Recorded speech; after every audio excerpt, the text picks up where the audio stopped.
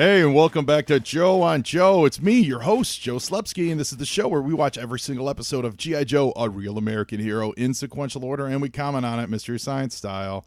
So we're back this week. We're back for, I got to be honest, one of my favorite episodes that I don't recall ever watching when I was a child. This episode is so good. I had to get a fan of the show, Mr. Paul Siddoway. Paul, welcome to Joe on Joe. Hey, Joe. Thanks for having me. Thank you, man. You're a listener. You reached out. You wanted to join us. You're a big Joe fan. Where are you calling from? Calling from Salt Lake City. Salt Lake City, Utah. And you are you're in marketing for a healthcare company. Right. So I do marketing for our telehealth stuff. That means that if you're in some rural town where, they see a stroke once a year or something, you don't have the expertise, so they can essentially jump on a Skype call and get a specialist in to kind of help them with a case that they haven't dealt with since like med school. That's really cool. And do you help? Does your service help people all over the world, or just like central U.S. or where are you focused? So most of our stuff we cover. I mean, we're based in Utah, so we cover the Western United States. Okay. But our doctors are licensed to practice anywhere in the U.S. So even if you're traveling, to the East Coast, West Coast, Hawaii, Alaska, wherever, we can get you taken care of. So from the marketing side, who are you focused on marketing to? So some of it is reaching out to some of our rural hospitals to remind them, like, hey, you have this service available, so you don't just have to stick a patient on a helicopter and fly away. You can treat them there. Some of it is to the public to let them know, hey, we have this app that you can use. So if you're traveling, you have pink eye, you can get that taken care of. And some of it is if you're traveling and you get pink eye, you're gonna have to explain that to your wife. Well, it was just the first example I could think of. I had pink eye. I had pink eye as an adult about maybe 15 years ago. I was having severe allergies. And I was constantly rubbing my eyes, and I woke up one day and my eyes were just caked shut. It was the grossest thing ever. It was every lampoon of it in the movies that you see about whatever, blah, blah. It's funny. It was so gross. It was exactly like that. It was exactly like that. Like, it's the grossest thing. I'd never gotten it when I was a kid. I think when most people get it. But like as an adult, I just couldn't stop. The allergies were killing me. Well, and if you had our app, you could have, gotten that taken.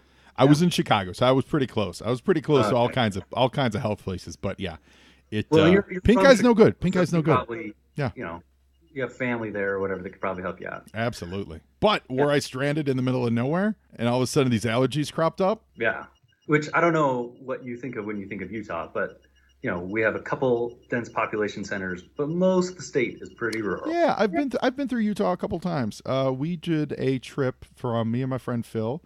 Did a trip from we were up in Douglas. We were up in Wyoming and visiting our friend Doug, and we drove from Wyoming down to the Grand Canyon, and we drove through Utah. So we did a nice tour of it, and beautiful state. Yeah, there are certainly areas that are absolutely beautiful, and then there are some other areas that are hard to get to because nobody really wants to go there. Yeah. Which is why I think Larry Hama put the Joe base out in the West Desert of Utah. It was in Utah, wasn't it? Yeah. No one was going to go there. Yeah, it was. He relocated the pit to Utah. That's totally right. I forgot about that. It was like the third version of the pit or something. Yeah. How long you been a G.I. Joe fan, Paul? Man, I don't remember life without G.I. Joe, and neither would I want to remember life without G.I. Joe.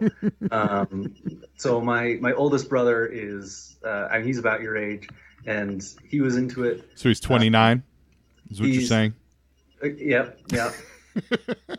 Maybe he's a little older than you, but So I remember playing with his toys. He's probably not going to listen to this podcast, but if he is, what's his name? Give him a shout out.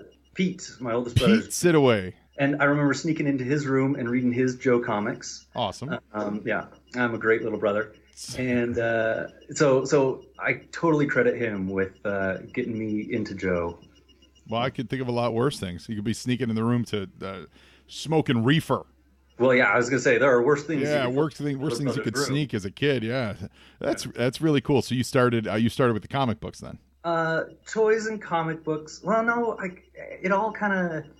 happened at once for me. I feel like I specifically remember the first comic book I read.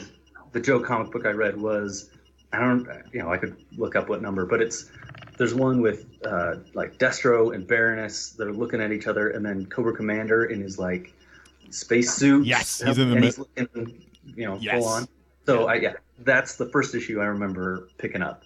So I may have been like 4 or 5 at that point or something. So that's about some of my earliest memories. The first Joe toy I remember playing with was Destro, and original Destro or Destro. Yeah. Which version of Destro? I think version number 1. Okay, that's the best one. Yeah, that's the best one. I remember. I don't think I started collecting Joes until about '89. Most of the ones that are still around are from about '88, '89. Yeah. But I remember the first comic book I ever purchased for myself was, it wasn't until the G.I. Joe Extreme comics. Okay. But there was one with, now I forget her name, Red Scream, I think, and she's like just guns blazing through the American flag, and I thought, that is awesome. Yeah, so you're talking about the Dark Horse ones with the Frank Miller covers, right? Yeah, exactly. Yeah, those are the first ones I bought for myself. Otherwise, I was just sneaking my brother's comics. Was that confusing for you? That had, because it's confusing for me when I go back and read those. Just because they're so different, but they're similar.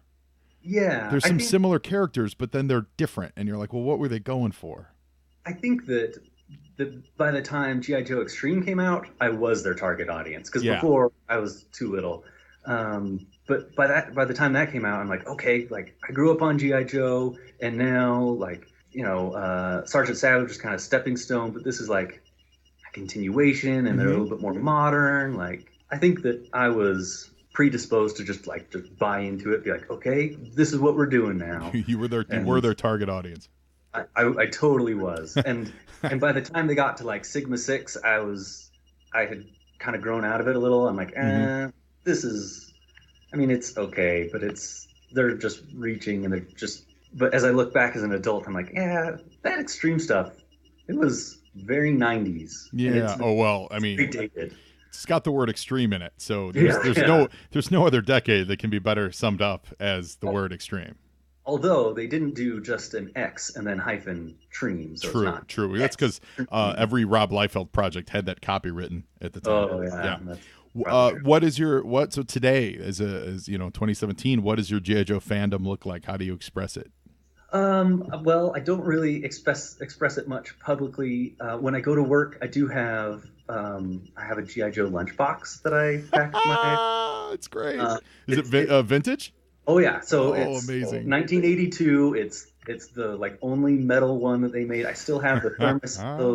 the handle on the cup is a little bit broken, but So I have since college I started going back and collecting kind of the old comics. Yeah.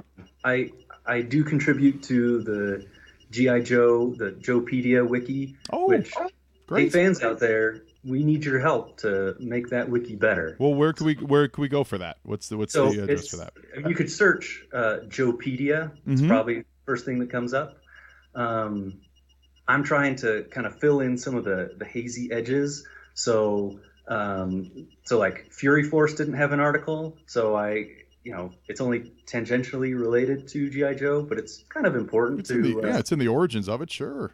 Yeah. So I started to create an article around that. Or before October Guard, there was the Pravda Patrol, and so I created an article around that. I've definitely used Joepedia for research stuff, man. So thank you for being a part of that. How large is the community on that? Not large enough. Okay. We could always use more help.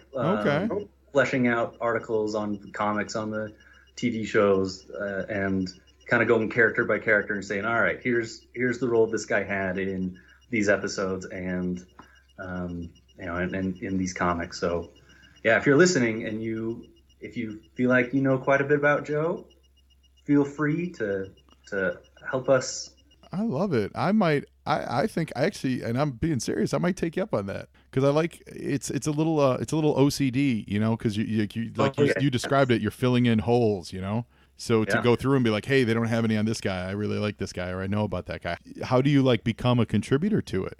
Do you know the process, or is it just we go to the page, we should be able to figure it out? At the top of the page, there should be something that is like a my account login or sign up. Yeah, there it is, my account. Click on there, and then it's a relatively easy sign up process, and as long as you're not being a troll, then I love it. Okay, welcome. Done. Challenge accepted. Challenge accepted. That's really cool, Paul Siddoway. Thanks so much for that, and thank you for doing that, and then thank you for sharing that with us. That's great. Well, if it's up to the fans to do that kind of stuff. Yeah. Now we're going to watch an episode called "The Most Dangerous Thing in the World." You rewatched it for the podcast, right? Right. So I watched it a couple days ago. Did you remember it? Did you remember it from when you were a kid? I did not. This was not on my radar at all. Me neither. I did not remember this whatsoever, and I'm in love with this episode. It's kind of mature. It's super mature. it is really good. It leapt up to one of my favorite episodes of all time, and I must have seen it as an adult because I rewatched all these, but it just didn't stick in my head. But man, this is a great episode. It really is. Literally the silliest thing in it is how Cobra gets the ball rolling. You know what I mean? Oh, here's an email. You're a colonel. You're in charge. You know what I mean? But but you have to think back to the 80s, and no one had email. Right? So, yeah. Okay. Sure. Why not? Okay. We have no reason to suspect that this communication is not right. Exactly. So I'm real excited to watch this with you this week. There is a little bit of Deus Ex Machina when the very conclusion. It's all right. We'll get there, and it is great though. But I think it's it's just bravado great. It's just, man, here he comes. It's fantastic. It's fantastic. There's so much great, really amazing character work in it. And I'm also impressed how just fast paced it is. Yes. There's always something going on. Totally. Never a dull moment. And it's there's an all out assault on the pit. Oh, yeah. This isn't just no, this is, no, we're here to win. Cobra's we're coming for breakfast. It's pretty dire. Mm-hmm. Well, hey, before we get going on the show, if you're out there on the internet and you want to follow me on the internet, you can follow me at Joe on Joe Pod. That's on Instagram and Facebook and Twitter. Paul, I gotta be honest, for some reason the last 3 weeks or something, I've completely forgotten to do Instagram. I bring it with me I usually do it at work. I bring it with me, a little picture that I take a snapshot of. And you just forget to post it. Totally forget to post it. And I realized I don't think I've posted in weeks. So I make a promise to get back on the Instagram stick. And if you want to reach out just like Paul Siddoway did and send me an email to joeonjoepod@gmail.com, you too can be a guest. Or if you don't want to be a guest and you just want to write me and tell me how much you love the show, or more importantly, how much you hate the show, but you listen every week because you want to hate listen and you want my numbers to be overly inflated so that I think I have fans, but really you hate the show, but you're going to listen every week. That's the best. That's just the best. I haven't gotten one of those emails yet, Paul, but well, tell you what, I'll work on that. Oh, okay. Thank you. I appreciate that. Yeah. And really great if you're out there, you want to leave me a review on iTunes or Stitcher or wherever you're getting your podcast. That's always helpful. So, Paul Siddoway, Salt Lake City, Utah. Are you ready to rock and roll? Man, I am ready. Fantastic. Okay, here we go. Yo, Joe, indeed. So, toy-wise, what did you have? What kind of toys were you rocking, Paul? So like I said, I got into Joe because of my brother, but the first Joes I really had that were my own kind of was 88, 89, and then I followed the line all the way up through the Eco Warriors, through the Shadow Ninja guys. I had a lot of the stuff, the later stuff. I feel like we didn't have a ton of vehicles. Well, the vehicles at that time, those vehicles were crazy. They got really right around 89, 90. They got away from the more traditional looking military vehicles and went to hey, this vehicle splits into 3 for no reason. Yeah. It goes up on stilts and can shoot down on the battlefield. Oh, what? Yeah. What is that? We did have one that I think was called the Thunderclap. That it was like yes, a rail. Yeah, it was a rail gun. Yeah, and sweet. That is pretty cool. Yeah, a portable rail gun. So we got The Most Dangerous Thing in the World, written by Buzz Dixon, or you and I were talking about before the show. So you know it's going to be written well. You just know it is. And what we think we're seeing in a battle is a simulation being run by Serpentor, which is... And really, those are probably the Micro Machine toys they were probably trying to sell. Yeah. Already a cool premise. By the way, speaking of Micro Machines, for any video gamers... Mine better, just lurking. Yeah, any video gamers out there, there's currently a Micro Machines game. It's called like Micro Machines Racing or something. It just came out on the PS4, Xbox the last couple of months. And in it, you can play as a Hiss tank or a Mobat. Oh, that's sweet. Yeah, and they've got different skins you can unlock. So you can do like Python Patrol. You know, like it's like you could tell they did their G.I. Joe homework because there's different, there's different paint applications on it. You know what I mean? Yeah, that's cool. The game itself's not, I can't say I love it. Well, you know, I love old school RC Pro-Am, and I thought this was going to be it. And it's very similar, but it's just not. It just doesn't feel right to me. So I'm not saying the game's amazing, but if you want to race as Mobat or Cobra Hiss, Micro Machines. What you're saying is it's fun enough. It's fun enough. It's got G.I. Joe in it, yeah. Which is the second G.I. Joe video game appearance over the last few years. They were also in that Toy Chest Warbox game. Oh, yeah. I remember seeing that. So on the show... we just heard the scheme of the show, which is an amazing scheme. Mindbender suggested promoting Dial Tone, Lifeline, and Shipwreck to be the rulers, the command rulers, like it's a despot. Yeah. No, to be the commanders, colonels of the G.I. Joe team. And Serpentor immediately realizes, those three are idiots. Like, they'll ruin the team, which is an amazing parallel for how much leadership can really ruin a place. Wink, wink, America.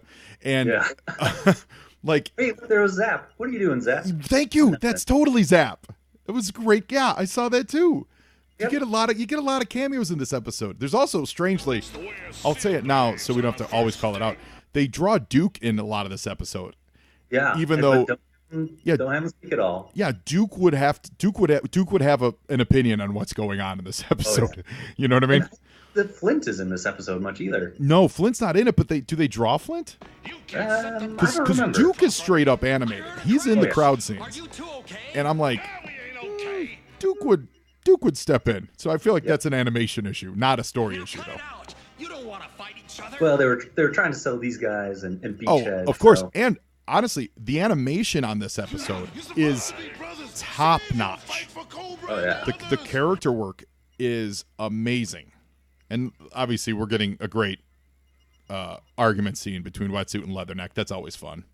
This episode does have one of my favorite moments between those two. It's coming up. I'll point it out. Okay, later. Yeah. So we see Shipwrecks lazing about. So we get a little tease that those three aren't exactly all that they should be when it comes to being a G.I. Joe. And I feel like we've known that about Shipwreck for a while. Right? Well, there's a line in this that when we hear it, I think I know what line. Yeah, I'm going to ask you how you read the line because there's two different ways to read the line. But here we go. Mainframe gets the message that those three are in charge. Promoted to colonel? This doesn't make sense. Shipwreck isn't even in the army. That's it. That's the line. Shipwreck isn't even in the army. Now, is that because when Shipwreck joined them, they just found him as a sailor and he's literally not in the army? Or is it that being a colonel is not a part of being in the Navy? Right. I think that he's a Navy guy, not an Army guy. So if he was a colonel, the Navy equivalent would be something like... They don't have colonels in the Navy? I don't think so. I mean, they must not. I'm doing as much research on this as you are, so I'm going to say no. This is great. I do love the heel turn, like just the role that they have Beachhead in this episode. Just being like, he's the guy that's like, we need to do it. Like we need to follow the rules, but I'm not happy about it. Oh, yeah. Keeping everyone in line and all that stuff. And I like how Lifeline isn't having it either. It's like, this is terrible. Oh, yeah. I've been promoted. Both of us to colonel. Okay, also, Shipwreck's mouth did not even move for that line. No. Something else I noticed. What's so that? Lifeline has green glasses. Doc had green glasses. Do all of the medical guys? Is it required for them to wear green glasses? I was going to flip that around on you, Paul. You work in the medical field. I don't know. I don't know that I've seen any docs where I work wearing green glasses. I feel like that might have been like might have been a thing at the time, like blue blockers or something. Like maybe I don't know, like on MASH, did doctors wear green glasses or something? I don't know that I remember anyone wearing glasses on MASH except for their. Yeah, I don't know. This is amazing. Officer, I don't think anyone So will Dial object Tone, if I whose give mustache blood keeps or going in and feel out though, reference to the system. for no reason, just because he's in charge, he decides to start changing the way their weapons work. It's great to see heavy metal with the moment, although his voice is crazy. Oh yeah, He sounds like he sounds like a dreadnought. Yeah, he does. It sounds like a caveman. It's good to see Recondo. Oh, this is just so good. And that picture right there, Leatherneck, that animation, Yeah. so that looks so good. I know somebody I'd like to put in a wheelchair. It looks so good. So, Paul, I'm looking over your shoulder and I'm seeing a bunch of guitars and musical instruments of all types. You run a blog. You want to tell me a little about that? The American Audiolog? I do. So it started a couple years ago. Some of my friends and I, we got bored at work and we're like, hey, you want something to listen to? So we started sharing albums with each other, and then we listen to them throughout the week, and then we kind of give our reviews back to each other, and we post that on a blog. And so we've been doing that for 3 or 4 years now, and it's it's kind of hard to coordinate schedules, so not everyone always plays every week, but it's introducing all of us to a lot of different music, and it's a lot of fun. That's really, I love that idea. Yeah, you gave me the address earlier. It's psidd dot wordpress.com. Yeah. Yeah, and Just real quick. well, we're going to commercial break with Leatherneck and Wetsuit about to be burnt alive in that mauler. Today's Filecard feature is on the Cobra-La ruler, codenamed Golobulus. Descended from the Serpent Kings of prehistory, Golobulus rules over Cobra-La, a hidden secret valley in the Himalayas, where the high priests of the biomechanical cult have created a technology based solely on living organisms. The buildings of Cobra-La are really colonies of crustaceans, and the clothes of inhabitants are as alive as the people who wear them. Golobulus has achieved immortality through symbiosis at the cost of his humanity. The plates of Golobulus' body armor are living mutations of lobsters and crab, each genetically altered to perform a specific function and bred for the tensile strength of their chitinous shells. Over the centuries, so much of Golobulus' body parts have been replaced or biomechanically altered that very little of the original is left, except for his brain and his central nervous system. You all know Golobulus, and we here at Joe and Joe are gearing up for the movie in a couple weeks, so we're getting you prepped and ready with as much information as you can handle. Golobulus is the guy, the figure, where he looks like he's half snake, half man. And you read his file card, and they talk about all these other kinds of bugs, which is weird, because Cobra-La and Cobra is supposed to be all snakes, and yet they're all bugs and chitinous creatures and things like that. It's kind of odd. Had a great look, though. In the movie, he had that bulbous bottom, which hid the snake-like bottom portion of his actual body. On the toy, he never had that. He, of course, came in the 3-pack with the Cobra-La Guard and Nemesis Enforcer. He was voiced by Burgess Meredith. That's right. From TV's Batman 1966, he was the Penguin, and in the Rocky movies, he played Mickey, the trainer, of course. He's a legendary actor, and he brought Golobulus to life, and we love him. So thank you, Golobulus. I don't exactly know why you ran a Cobra-themed organization when you're really more of a bug, but you know what? We salute you. Now, back to G.I. Joe. Let's hope they survive. What were you going to say? No, that was it. I was just saying that we're about to lose a couple Joes. Terrible, yeah. Well, because what we're seeing is they're that not falling, which is amazing. Right, having 3 leaders. First, having 3 leaders, period, but then having 3 pretty incompetent leaders is causing the Joes, the well-oiled machine that is the Joes, to fall apart. They're gonna be okay. No thanks to you. I think so. One of my favorite lines is coming up. Right here between Leatherneck and Wetsuit. Okay. I love that they're just bickering. We gotta say, yeah. Marines, Here it is. the most dangerous thing in the world is a green officer in the dark with a book of matches. Amen to that, brother. That's Amen to that. Yeah, so a green officer in the dark with a book of matches. So not only is that heavy, but it's one of the only times that those two agree on something. It's so true. It's so true. I love that that's what the title of the show refers to. Yeah. And also that Cobra's got their spies in place, We must capitalize on this at that once. they're aware of it. You know what I mean?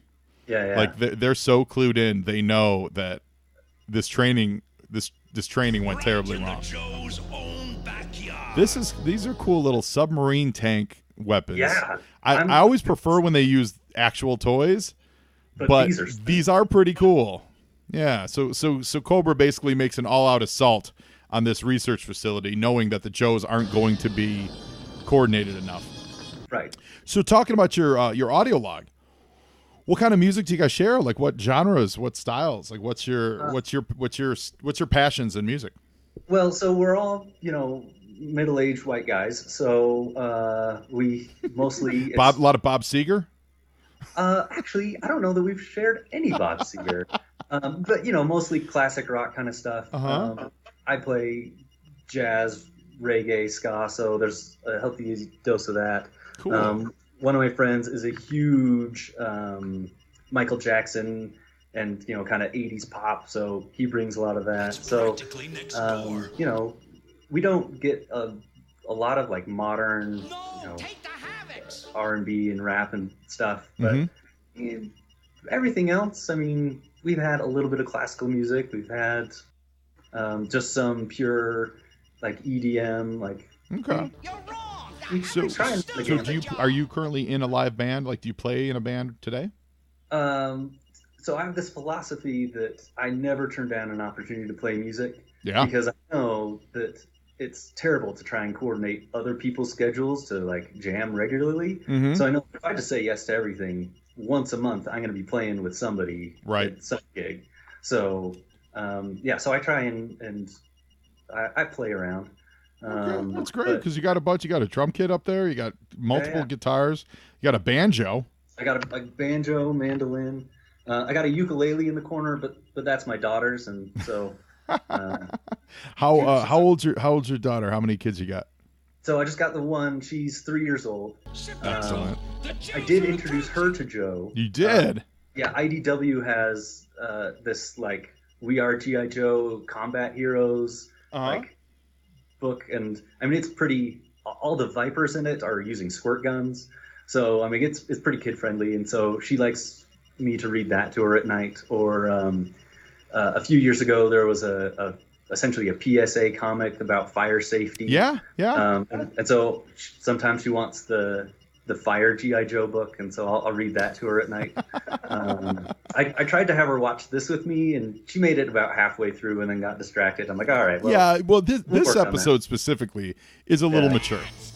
There's some higher level concepts going on here. Okay, so the Joes are now fighting Cobra, and they're doing terribly. The Bats just had an awesome moment where they reached up into the hovercrafts and destroyed their inflation collar, so that the hovercrafts couldn't steer anymore.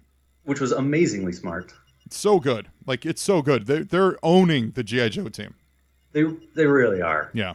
It's this whole episode, it's just going more and more downhill for the Joes. Yeah. So now the Joes are, for one of the few times on the show's history, really, are literally retreating. They're retreating back to their own headquarters. Aim ahead of the stuns. We just want to drive them off.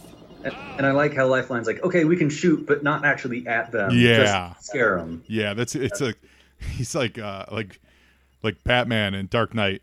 He's like rubber bullets. Yeah. Yeah, sure, I'm shooting them. I'm shooting near them. Not trying to hit them. And another amazing moment. Serpentor, who they're kicking the Joe's butt all over the place. He actually gets more upset that they dared to fire in his general vicinity. There's an animation error. Did you see that? That the seats were I did. It's like they used the outline of the seat as it was at the wrong level. Yeah. So Lifeline's head was getting cut off.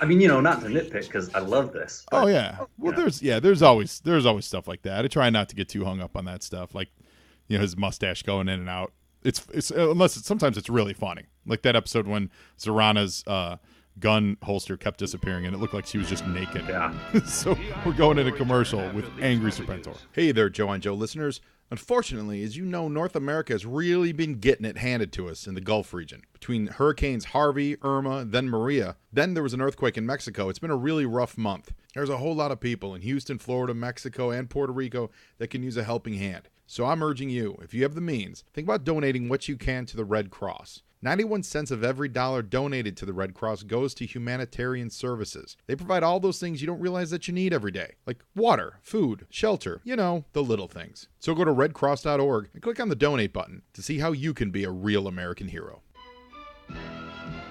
Now back to G.I. Joe.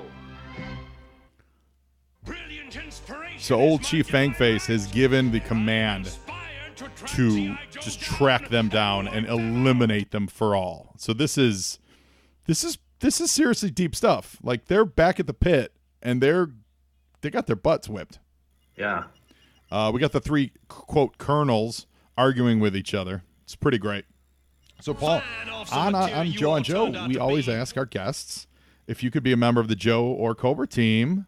What would you be? What would your name be? What would your specialty be? Yeah, so I'd given this a little bit of thought, and initially I thought, realistically, I'd be the guy that they bring in to help new Joes or new Cobras get their code names. Oh, okay. But then as I was watching this, I'm like, no. Like I do on the Joepedia site, I see an opportunity to fill a hole here. So these awesome tank submarine things, I would come with that toy, and my code name would be Riptide. And would you be a Cobra member? Oh yeah, Cobra, yeah. Oh, okay. So Yeah, so you'd be Riptide, the Cobra tank submarine driver. Right. That's awesome. Because nothing is Look at as that cool. battering ram. I wonder if it's Like too that late to start that negotiating. vehicle, I take it back. That vehicle has a lot of toy potential. It does, and some of them have the battering ram. Some of them they like open up and they could have stuns coming out. Like, that's a cool idea for a toy. Oh yeah. I'm a little bit sad that they didn't. Never made that. Oh yeah. yeah. So you're Riptide, you drive the Cobra sub tank. Somebody's activating Fantastic. the purple beam gun Here's without- Do you one have of my any other tragic favorite lines. Do you have any tragic backstory to your character? Why you joined Cobra? Yes, so that leaves Wait. shipwreck. Listen to this. Oh, they Yeah. know that if something's going wrong, it's shipwreck. It's totally Shipwreck's fault. It's totally Shipwreck's fault. So no, I haven't put enough thought into this to come up with any sort of backstory on And you're like Wild Weasel, where there's other people that pilot the plane, or Copperhead. There's other people that drive the moccasins. You're just the best. Like, you're the leader of that crew. Right. Okay. Yeah. Perfect. Done. Riptide. Love it. Yeah, Love I had it. a couple other ideas that maybe I'll send you an email about, but I want to leave it open in case some other listener is like, "Hey, I had this idea." Yeah, I don't thank want to feel like they can't. Thank do you for something, not but- taking that. Yes, thank you. But We've already had ideas, some like, hey, I was going to do this. So yeah, it's always best. So Shipwreck is crushed by collapsing computers, which of course back in the day, computers were giant. Yeah, and all of this computing power is now about the size of our phone. Yeah, exactly. Okay. Yeah. So but you just watch Shipwreck get crushed by an iPhone. Yeah, is really what we're saying. Yeah. Yeah. The size of the equivalent of an iPhone. Yeah. That battering ram is really cool. It's got a Cobra face on front, and we get a bunch of those are Motor Vipers. Yeah, they are Motor Vipers. They totally are. Yeah, which is awesome. Yeah, and they just leave Shipwreck. They totally leave shit. They don't have time for that. Ain't got time for that. Where's Polly though? I do feel like we're missing. This is a big Shipwreck episode. Like we haven't seen her in a while. No, we haven't gotten any Polly. Assuming Polly's a girl. I've debated on that. I'm not, to be honest, I'm not really sure. And here we go. Here he comes to save the Mother Day, General Hawk. It's so great. A NATO jet parachutes him in, and it's like he is the Deus Ex Machina. Like, it is literally General Hawk. Meanwhile, right behind him, you see it? There's Duke. And there's a white gun or a white roadblock. Yeah, there's Duke standing right there. There he is. Duke apparently had no opinion on the leadership that was going on. You know what that is, though? Well, maybe Michael Bell wasn't available to do voiceover, and so. Nah, I know what that is. That's human nature. That's so you're working your job, and you're up for the promotion, right? And then they bring in someone from the outside, and they're like, "Hey, here's your new boss." And you're like, "I should have been promoted. I should be the boss of everything." They're like, "No. We brought in this guy. His name's Hawk, but he's going to be your boss now." So then, when stuff goes wrong, you're like, "Hey, you told me I wasn't prepared to lead the team, so I'm just going to let it fall apart." Yeah. Yeah. Or in this case, more accurately, it's like, "Hey, we're going to promote someone else from within." Yeah. So. Yeah. Exactly. Yeah. You're not going to promote Duke, then guess what? Duke's not going to save you. That's just how it is. Duke's gonna let you fail. Yeah, it's just how it is. We have Also, it's a great firefight. 40 feet. What's that? They just jump like 40 feet from one level to another. Oh yeah. That's how you know they're real men. Yeah, absolutely. They have shock absorbers in their knees.